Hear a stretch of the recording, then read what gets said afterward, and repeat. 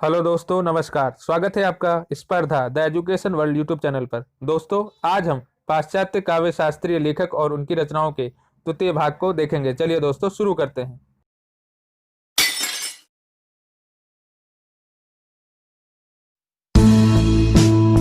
दोस्तों, Samuel Taylor Coleridge से शुरुआत करते हैं।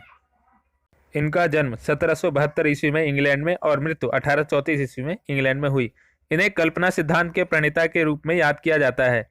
इन्होंने अंग्रेजी में व्यवहारिक आलोचना का सूत्रपात किया। इनकी प्रमुख रचनाओं को देखें तो the friend 1817, biographia literaria 1817, aids to reflection 1825, church and state 1830, confession of an inquiring 1840 प्रमुख हैं।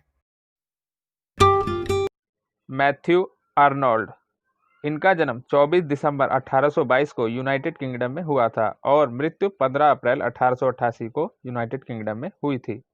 इनकी प्रमुख रचनाओं को देखें तो इनकी प्रमुख रचनाएं हैं culture and anarchy 1809, literature and drama 1873, essays on church and state, the function of criticism at the present time 1877। Benedetto Croce, ये इटली के महान प्रत्ययवादी व आत्मवादी दार्शनिक थे। इन्होंने अभिव्यंजनावाद का प्रवर्तन किया। इनके जन्म को देखें तो इनका जन्म 1866 ईस्वी को इटली और मृत्यु 1852 ईस्वी को इटली में हुई। इन्होंने लॉ क्रिस्तोफ नामक पत्रिका का संपादन किया। इन्होंने अपने ग्रंथ एस्थेटिक में, जिसका प्रकाशन 1902 में था, में अभिव्यंजनावाद और सौंदर्य शास्त्र दोनों पर गंभीर रूप से चर्चा की है।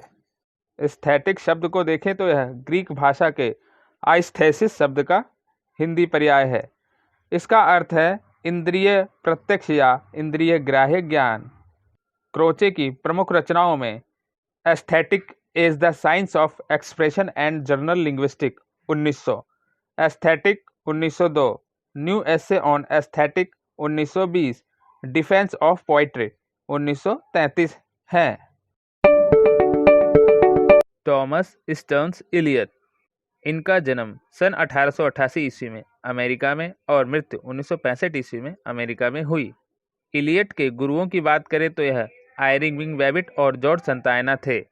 इनकी प्रमुख रचनाओं को देखें तो the sacred wood 1920, homage to John Dryden 1924, Elizabethan essays 1932, the use of poetry and the use of criticism 1933, selected essays 1934, essays ancient and modern 1936, the waste land 1948, knowledge and experience शोध प्रबंध है इनका, tradition and the individual talent, three voices of poetry, ये भी इन्हीं के ही ग्रंथ हैं। इलियट को उनकी कृति द वेस्टलैंड को 1948 में नोबेल प्राइज प्रदान किया गया। इलियट ने अपनी आलोचना को निजी काव्य कर्मशाला का उपजात या काव्य निर्माण के प्रसंग में अपने चिंतन का विस्तार कहा है। इलियट ने कार्यत्री और भावयत्री प्रतिभा को परस्पर पूरक माना है और कहा है कि आलोचक और सर्जक को, अर्थात आलोचक और सर्जक प्राय एक ही व्यक्ति होना चाहिए। इलियट ने दो महत्वपूर्ण सिद्धांत प्रस्तुत किए।